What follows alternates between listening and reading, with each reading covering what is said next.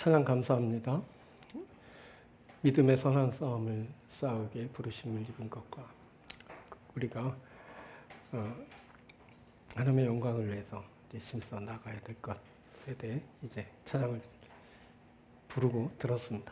찬양의 은혜가 우리 가운데 있어 우리에게 큰 힘과 용기가 돼서 이 어려울 때 힘차게 싸우며 나아가는, 그래서 승리하는 그런 우리가 될 줄 믿습니다. 이제 말씀을 나누겠습니다. 성경 말씀 마태복음서 1장 21절 말씀입니다. 아들을 낳으리니 이름을 예수로 하라. 이는 그가 자기 백성을 그들의 죄에서 구원할 자이심이라 하니라. 아멘.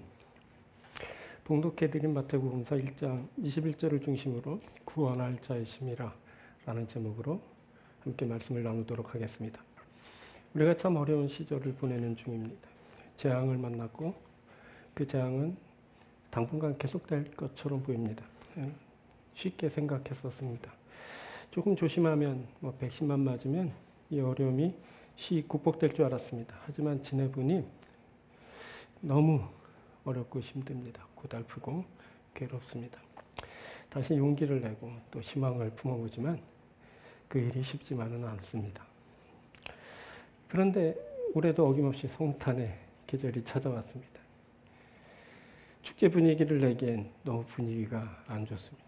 그렇다고 울상만 짓고 있을 수는 없는 노릇입니다. 그래서 이렇게 저렇게 우리의 마음을 밝게 하기도 하고, 그리고 주님의 은혜로 우리의 그 모든 그 영적인 그런 정신적인 그 생활적인 부분을 좋게 해보려고 노력하는 중입니다. 그럼에도 어려운 건 또 어려운 겁니다. 어렵다는 것을 우리가 부정할 수는 없을 겁니다. 그런데 보니까 처음 예수께서 이 땅에 오실 때도 그랬답니다. 그때도 그렇게 어렵고 힘들고 고통스러웠습니다. 자, 로마의 압제 아래 놓인 유다 땅에 예수께서 오셨습니다. 로마 황제 카이사의 칼과 창이 저들을 지배했지만 로마는 팍스 로마나라고 로마의 평화, 자신의 주는 평화가 진정한 평화라고 이렇게 선전해댔습니다. 하지만 이스라엘 같은 그 피지배 나라 백성들은 로마의 폭력과 탄압 그리고 착취와 고통을 당해야만 했습니다.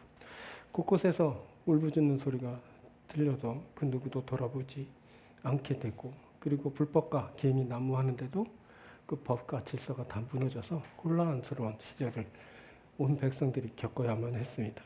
그 고통과 그 무질서, 그 절망과 그 어둠의 한복판에 예수께서 오셨습니다. 그가 오실 때 구원자로 오셨습니다. 그가 자기 백성을 그들의 죄에서 구원하실 자입니다. 아들을 낳으리니 그 이름을 예수라 하라. 이는 그가 자기 백성을 그들의 죄에서 구원할 자이심이라 하니라. 자, 오늘은 이 구원하실 자에 대해서 함께 나누도록 하겠습니다. 두 부분으로 오늘 여러분과 함께 말씀을 나눕니다. 먼저 살필 것은 구원받을 자입니다. 우리가 먼저 구원할 자에 앞서서 구원받을 자를 살피는 것은 구원할 자가 있으려면 구원받을 자가 있어야 하기 때문입니다. 구원할 자는 구원받을 자가 있을 때만 존재할 수 있습니다. 구원받을 자가 없다면 굳이 구원할 자가 있을 필요성이 없어지게 되는 겁니다. 자, 구원받을 자가 있습니다. 그런데 만일 구원받을 자의 조건이 있다면 무엇이 있을까요? 구원받기 위해선 무엇이 필요로 할까요? 자, 우리가 이것을 본문의 죄에서라는 말에서 찾아볼 수 있습니다. 아들을 낳으리 이름을 예수로 하라. 이는 그가 자기 백성을 그들의 죄에서 구원할 자이심이라 하니라. 그가 자기 백성을 그들의 죄에서 구원할 자이심이라 하니라. 그들의 죄에서. 자, 구원은 죄에서 구원하는 겁니다. 예수님은 자기 백성을 그들의 죄에서 구원하시기 위해 오셨고 자기 백성의 죄에서 구원할 자이십니다. 좀 말이 이상하지만, 그래서 구원받을 자는 죄를 가지고 있어야 됩니다. 기본 탑재하고 있어야 됩니다. 죄를. 그래야 구원의 조건이 성립되는 겁니다.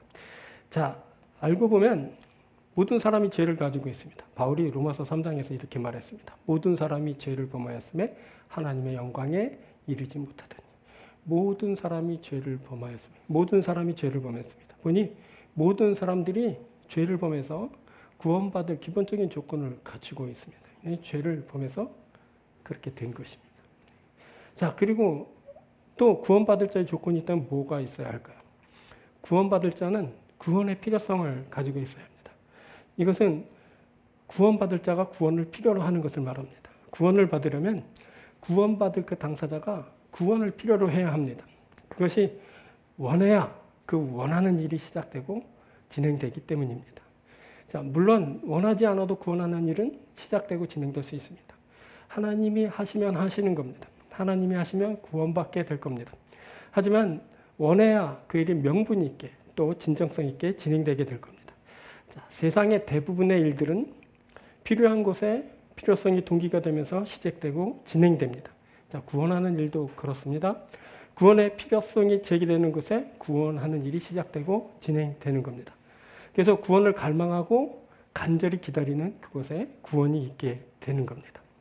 자, 그리고 또 구원받을 조건이 있다면 뭐가 있을까요? 더 근원으로 들어가 보면 구원하는 일이 죄에 대한 인식을 필요로 한다는 것을 알게 됩니다. 그것은 필요성이란 것이 인식을 근거로 제기되기 때문입니다. 즉, 죄를 인식하게 될 때 그 죄를 해결하기 위한 필요성이 제시되는 겁니다. 그래서 기본적으로 죄에 대한 인식이 없다면 구원하는 일이 성립될 수 없게 됩니다. 구원할 자가 죄에서 구원한다고 하는데 구원받을 자가 자신의 죄를 인식하지 못하고 있다면 그 모양새가 우스울 뿐 아니라 그 프로세스가 성립되지 않는 겁니다.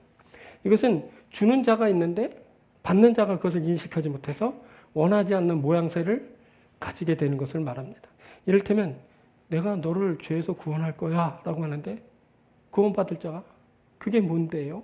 죄가 뭔데요? 이렇게 반응하는 겁니다. 그렇다면 그 일이 시작조차 될 수 없는 겁니다. 그래서 죄에서 구원받는 일은 최소한 구원받을 자가 죄에 대한 인식을 가지고 있어야 합니다. 그럼에도 죄에 대한 인식의 부재 현상이 있을 수 있는데 이는 구원받지 못하는 자의 비극적인 요소가 되기도 합니다. 구원자가 임했습니다. 그런데 그게 뭔데요? 라고 딴소리 하는 겁니다. 그러면 그냥 그렇게 끝나고 마는 겁니다. 이것을 요한이 그의 복음서에서 예수께서 세상에 계셨지만 그를 알지 못했고 자기 땅에 오셨지만 영접하지 않았다는 말로 설명했습니다. 자, 요한복음 1장 10절부터 이렇게 말합니다. 그가 세상에 계셨으며 세상은 그런 말미암아 지은 바 되었을 때 세상이 그를 알지 못하였고 자기 땅에 오매 자기 백성이 영접하지 아니하였으나. 그런 겁니다.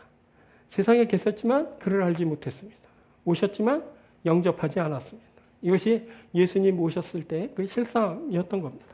구원할 자가 임했는데 구원받을 자가 자신의 죄를 인식하지 못해서 그를 알아보지도 못했고 영접하지도 못한 겁니다. 자, 이와 똑같은 일들이 반복하여 오늘날까지 일어나고 있습니다. 사람들이 구원할 자를 알지 못하고 그래서 그를 알지 못합니다. 이것은 저들이 자신의 죄에 대한 인식에 실패했기 때문입니다. 죄를 짓고도 죄가 그렇게 차고 넘치는데도 그 죄를 인식하지 못하고 그래서 죄에 대한 문제점과 그 심각성을 깨닫지 못하고 그래서 그 해결하는 시도조차 하지 않게 되는 겁니다.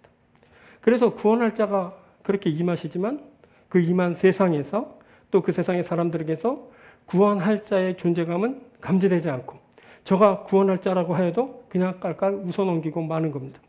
결국 죄에 대한 인식에 실패한 사람들, 그 구원할 자와의 접점을 가지지 못하고 그래서 결국 구원하는 일을 이루지 못하고 마는 겁니다. 자, 구원받을 자는 죄에 대한 인식을 가져야 됩니다. 그래야 구원받는 일이 시작되는 겁니다. 이상 우리가 이제 구원받을 자의 조건에 대해서 살폈는데 그것은 죄에 대한 인식을 가져야 하고 그로 인해 구원의 필요성을 느껴야 한다는 것입니다. 이 세상에 누구나 다 죄를 가지고 있기에 죄에서 구원받을 자는 죄에 대해 깊이 인식하고 그로 인해 제기되는 필요성을 따라 구원받는 일에 이제 참여하면 되는 겁니다. 아주 간단하죠. 그런데 사람들이 이 일을 하지 못하고 혹은 하지 않습니다. 자, 예수님이 육신을 입고 이 세상에 오셨을 때 그때는 죄가 세상을 가득하고 어둠이 지배하고 있었습니다. 죄는 하나님과의 관계를 왜곡시켰고 왜곡시켰을 뿐만 아니라 단절시켰고 그래서 그 세상에는 하나님 없는 암흑으로 가득하게 되었습니다. 그래서 많은 사람들이 신약과 구약의 중간기를 하나님의 부재 가운데 어둠이 지배하는 암흑기였다라고들 말합니다. 자, 하나님과의 관계에 문제가 발생했습니다. 그래서 암흑의 시대가 되었죠. 그때 수많은 병폐가 이제 발생하게 됩니다. 그 중에서 가장 문제가 되는 것은 우리가 이제 최근까지 사무엘서를 나누면서 알게 된 죄로 인한 것들입니다. 죄의 여파, 죄가 뭔데? 그까짓 것 이렇게 생각하지만 죄의 여파는 사람들이 흔히 상상하는 그것을 넘어선 엄청난 파급 효과를 불러옵니다. 다윗 시대처럼 전염병이란 재앙을 만나 수많은 사람들이 죽어가는 표면적인 문제점은 물론이고 그 재앙을 만나는 그 사람들의 영혼이 피폐해져서 더욱 그 죄 가운데서 벗어나지 못하고 큰 혼돈을 겪어야 하는 겁니다. 그때 그 재앙에서 벗어나는 길은 그 재앙을 불러온 문제의 핵심인 죄를 극복하면서 일어나게 되는데 그 옛날 다윗이 그랬던 것처럼 제단을 쌓고 야훼 하나님을 위해 제사를 드리고 그리고 하나님과 화목하게 되는 일을 이루어야 되는 겁니다. 자, 그 일을 위해 하나님의 아들 예수께서 이 세상에 오셨습니다. 그 어둠을 뚫고 죄에서 자신의 백성들을 구원하시려고 하나님의 아들 예수께서 이 세상에 오신 겁니다.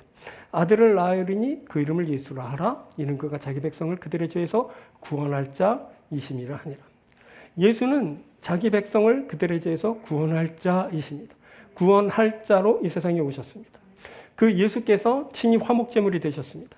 아까 보았던 로마서 3장의 말씀입니다. 모든 사람이 죄를 범하였음에 하나님의 영광에 이르지 못하더니. 25절. 이 예수를 하나님이 그의 피로써 믿음으로 말미암는 화목제물로 세우셨으니.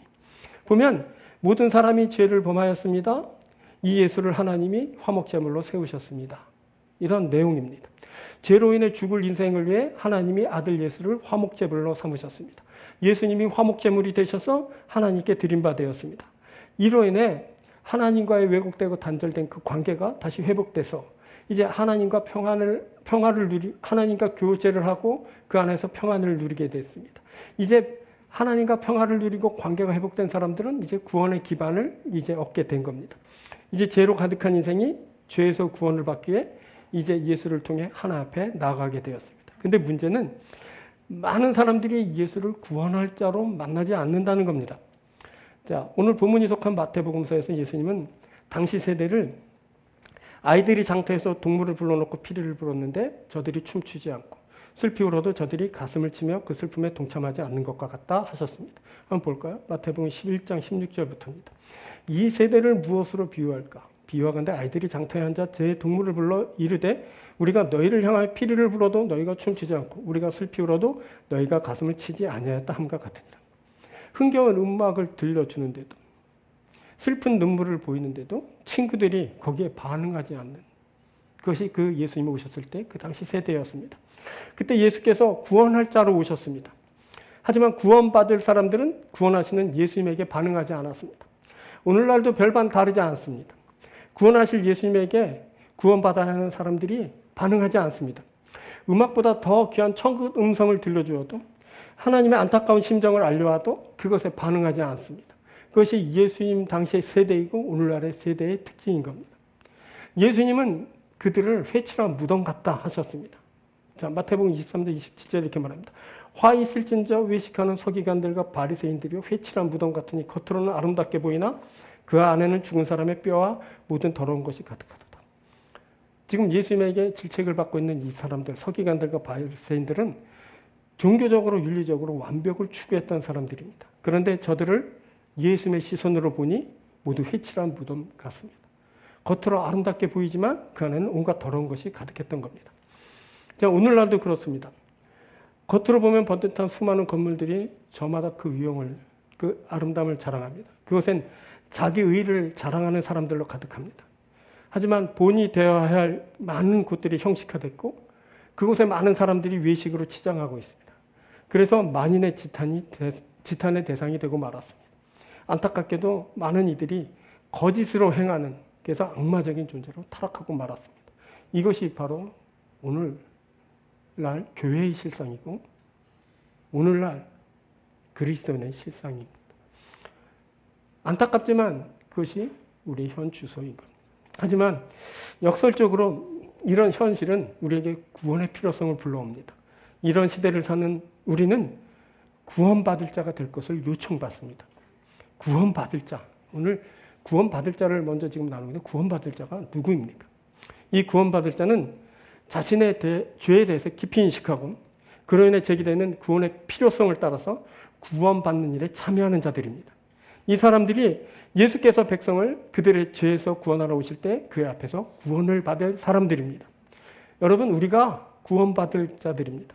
우리가 지금 죄에 대해서 깊이 인식하고 있습니다. 우리가 지금 구원에 대한 필요성을 절감하고 있습니다. 이제 우리가 구원받을 자로 구원할 자이신 예수를 만나게 될 겁니다. 그래서 우리가 예수께서 구원하시는 그 구원에 참여하게 되는 겁니다. 사랑하는 여러분, 우리는 모두 구원받을 자입니다. 사랑하는 여러분, 이 성탄의 계절에 꼭 구원할 자이신 예수를 만나 구원하는 일은 여러분들이 되길 주의 이름으로 축원드립니다. 자, 두 번째는 구원할 자입니다. 구원받을 자를 위해 구원할 자가 등장합니다. 구원을 갈망하며 기다리는 자들을 위해 구원할 자가 임하십니다. 이 필요성을 따라 하나님이 구원할 자이신 예수를 세상에 보내셨습니다. 자, 앞에서 이제 쭉 구원받을 자의 조건을 쭉 나누는데, 그럼 구원할 자의 조건이 있을 텐데 그것은 또 무엇일까요? 이 역시 본문의 죄에서라는 말에서 찾아볼 수 있습니다. 아들을 낳으리니 이름을 예수라 하라. 이는 그가 자기 백성을 그들의 죄에서 구원할 자이심이라 하니라. 자, 죄가 있어야 합니다. 그래야 구원할 자가 있게 됩니다. 만일 죄가 없다면 구원할 자도 필요 없게 됩니다. 근데 모든 사람이 죄를 가지고 있습니다. 모든 사람이 죄를 범하였으니. 그래서 구원할 자가 필요하게 되었습니다. 그리고 또 죄송합니다. 구원할 자 역시 필요성을 가지고 있어야 됩니다. 구원받을 자가 자신의 구원에 대한 필요성을 가지듯 구원할 자도 그 죄에 대해 구원에 대한 필요성을 가져야 합니다. 구원할 자가 구원받을 자를 구원하기를 원한다면 그 필요성을 따라 구원의 역사가 진행될 겁니다. 옛날 그때에 바로 구원할 자가 이 구원의 필요성을 가지셨습니다. 그래서 예수께서 구원할 자로 이 세상에 오시게 된 겁니다. 그리고 또 뭐가 있어야 될까요? 자, 죄에 대한 정확한 판단력이 있어야 할 겁니다. 구원할 자는 죄를 죄로 볼 수 있어야 합니다. 또 죄가 아닌 것을 또 죄가 아닌 것으로 볼 수 있어야 합니다. 죄에 대한 정확한 그런 판단력이 있어야 하는 겁니다. 요즘 정말 헷갈립니다. 뉴스를 보면 죄가 있는데 죄인은 없다고 합니다. 한 가지 죄를 두고 저마다 상대를 죄인이라고 지목하면서 비난합니다. 자, 재판하는 일이 있고 그 재판의 결과에 따라 죄인이 있게 될 것이지만 그것을 다 믿을 수 없게 됐습니다. 재판부 자체가 이미 그 신뢰를 잃은 지 오래입니다. 그래서 죄인으로 판명 나더라도 아닐 거야 라고 생각하기도 하고, 무죄라고 판명 나더라도 죄인인데 잘못 판단했다고 이렇게 생각하기도 합니다. 자, 얼마 있으면 대통령 선거인데 죄로 번복된 선거를 치르는 것 같아 정말 마음이 좋지 않습니다. 내가 대통령으로 투표한 그 사람이 끔찍한 죄인이라면, 또 그의 주변이 그렇게 죄로 가득하다면 정말 괴로울 것 같습니다. 보다 더 정확한 판단이 있었으면 하는 바람이 큽니다. 하지만 이 역시 그냥 바람일 뿐입니다. 현실적으로는 불가능한 일입니다. 그래서 그냥 마음이 좋지 않습니다. 죄를 죄로 판단할 수 있는 것, 이것이 필요해 보입니다. 죄를 죄로 판단할 수 있는 것, 이게 바로 구원할 자의 조건입니다. 죄를 죄로 판단할 수 있는 이가 심판도 하겠지만 구원도 하게 됩니다. 구원은 죄로부터 건지는 것이기 때문입니다. 자, 그리고 또 구원할 자의 조건이 또 있다면 뭐가 있어야 될까요? 죄에 대한 해결 능력을 가지고 있어야 됩니다. 판단만 해놓고 해결책을 내놓지 못한다면 그는 구원할 자가 아닌 겁니다. 구원할 자는 무조건 해결 능력을 가지고 있어야 됩니다. 그가 죄를 해결하면서 구원할 자가 되는 겁니다. 그런데 다른 것도 아니고 죄에서 구원할 자라고 하면 남다른, 즉 죄와 무관한 자여야 할 겁니다. 아니, 세상에 그런 존재가 있을까요? 죄와 무관한 사람들 보셨습니까? 이 세상의 모든 사람이 다 죄인이라면서요? 그렇다면 우리를 죄에서 구원할 자는 없는 걸까요? 죄가 없다고 하면 일단 죄인의 후회는 아니어야 할 겁니다. 아담 이후 이 세상의 모든 인간의 후회는 모두 죄를 짓고 죄를 기본적으로 안고 태어나게 되었습니다. 그래서 남자, 여자 사이에서 난 후손들은 죄에서 구원할 자로서의 자격이 없습니다. 그는 태어난 순간 구원할 자가 아니라 그냥 구원받을 자가 되는 겁니다. 그렇다면 남자와 여자의 후손이 아닌 사람도 있습니까? 만일 있다면 그가 죄에서 구원할 자로 자격을 갖춘 존재입니다. 그를 오늘 본문이 속해 있는 마태복음서에서 말합니다. 자, 1장 18절. 예수 그리스도의 나심은 이러하니라. 그의 어머니 마리아가 요셉과 약혼하고 동거하기 전에 성령으로 잉태된 것이 나타났더니. 이 잉태된 아이, 성령으로 잉태된 것이 나타났더니 이 잉태된 아이가 그 주인공입니다. 그가 백성을 죄에서 구원할 자입니다. 그가 남자, 여자 이렇게 생물학적인 조건으로 잉태되지 않았습니다. 그가 성령으로 잉태되었습니다. 그렇다면 이 아이가 죄에서 구원할 자로서의 자격을 갖춘 겁니다. 그 아이가 예수입니다. 예수 그리스도의 나심은 이러하니라 성령으로 잉태된 것이 나타났다. 예수 그리스도의 나심은 성령으로 잉태된 것으로 말미암은 것이었습니다. 예수는 성령으로 잉태된 아이입니다. 그래서 예수가 그리스도이십니다. 이는 메시아, 즉 구원자를 말하는 겁니다. 여러분, 예수가 그리스도이십니다. 예수가 구원할 자이십니다. 그는 남자 요셉과 여자 마리아 사이에서 난 아이가입니다. 그분은 성령으로 잉태되신 분입니다. 그래서 그가 우리의 구원자, 구원할 자이신 겁니다. 이는 그 아기 예수가 구원자의 본질적인 요소인 죄를 벗어난 존재라는 것을 알게 합니다. 그래서 그가 백성을 구원할 자인 겁니다. 자, 이 성령으로 잉태되었다는 것이 너무 중요한 나머지 계속 반복됩니다. 1장 20절에도 이렇게 말합니다. 이 일을 생각할 때 주의 사자가 현몽하여 이르되 다윗의 자손 요셉아 내 안에 마리아 데려오기를 무서워 말라. 그에게 잉태된 자는 성령으로 된 것이라. 그에게 잉태된 자는 성령으로 된 것이라. 마리아의 정혼남 요셉에게 이 사실이 통보되었습니다. 자, 성령으로 잉태되었다. 이 말이 너무 중요하다는데 이 성령으로 잉태되었다는 것은 그 아이가 남자의 후손이 아니라 여자의 후손으로 태어났다는 것을 말합니다. 이 사실이 중요한 것은 남자의 후손이 아닌 여자의 후손이라야 구원할 조건을 갖추게 되기 때문입니다. 자, 창세기를 보면 하와를 유혹하여 선악과를 먹게 한 뱀에게 하나님이 이런 말씀을 하십니다. 창세기 3장 15절입니다. 내가 너로 여자와 원수가 되게 하고 네 후손도 여자의 후손과 원수가 되게 하리니 여자의 후손은 네 머리를 상하게 할 것이요 너는 그의 발꿈치를 상하게 할 것이라 하시고, 뱀에게 하신 하나님의 말씀인데 뭐라고 말하면 뱀은 여자와 그의 후손과 원수가 될 것이라고 하십니다. 그리고 뱀이 여자의 후손의 발꿈치를 상하게 하고 여자의 후손은 뱀의 머리를 상하게 할 거라고 하셨습니다. 자, 뱀은 여자의 후손인 예수의 발꿈치를 상하게 했습니다. 그를 십자가에 못 박아 죽게 하였습니다. 그리고 여자의 후손인 예수는 뱀의 머리를 상하게 했습니다. 사탄의 세력을 깨뜨려 멸하십니다. 이때 남자의 후손은 아무리 탁월하다 하더라도 뱀의 머리를 상하게 할 수는 없습니다. 그들이 모두 죄와 연결되어 있기 때문에 그렇습니다. 이 뱀의 머리를 상하게 할 자는 여자의 후손으로 오신 예수뿐입니다. 예수께서 여자의 후손으로 오셨고 그래서 그가 뱀의 머리를 상하게 하고 백성을 죄에서 구원하십니다. 자, 이것을 성경이 말하고 있는 겁니다. 자, 우리가 이제 지난주에 마태복음서에 예수 그리스도의 계보를 봤는데 그 계보를 보면 이상한 표현이 계속 나옵니다. 보면 낳았다라는 표현인데 보면 남자가 낳았다라고 이렇게 표현됩니다. 남자가 아기를 낳았다는 표현이 너무나 아무렇지도 않게 계속 기술되고 있습니다. 한번 볼까요? 마태복음 1장 1절 이하에 이렇게 말합니다. 아브라함과 다윗의 자손 예수 그리스도의 계보라. 아브라함이 이삭을 낳고 이삭은 야곱을 낳고 야곱은 유다 그의 형제를 낳고. 보세요. 잡으세요. 여러분, 아브라함이 남자인데 아들 이삭을 낳았답니다. 옛날에는 남자가 애를 낳았나 봅니다. 이렇게 말합니다.